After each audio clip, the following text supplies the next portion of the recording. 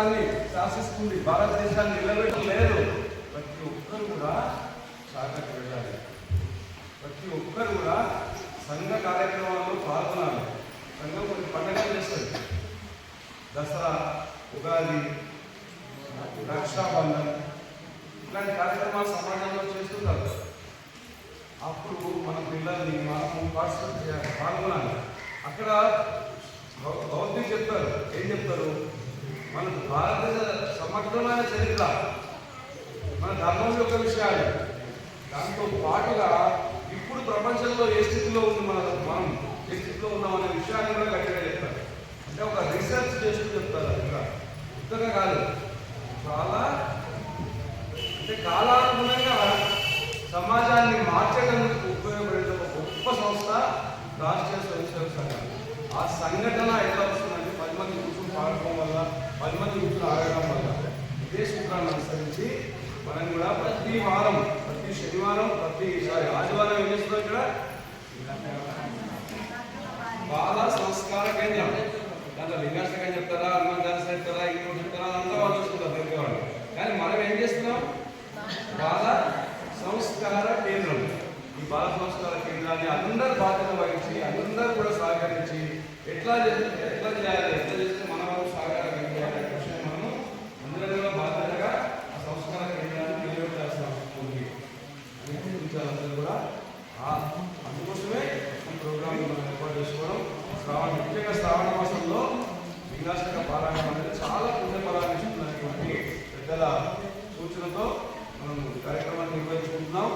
మనం ఎంతో అనుకున్నాం, కానీ స్వామి ఎంత సంకల్పం చేసిందో అంత జరుగుతుంది. కాబట్టి ఇది మనకి ఎంతో గొప్ప కార్యక్రమంగా భావిస్తాం. మళ్ళీ ఒకసారి ఇంకొకసారి పాడాలంటున్నారు కదా,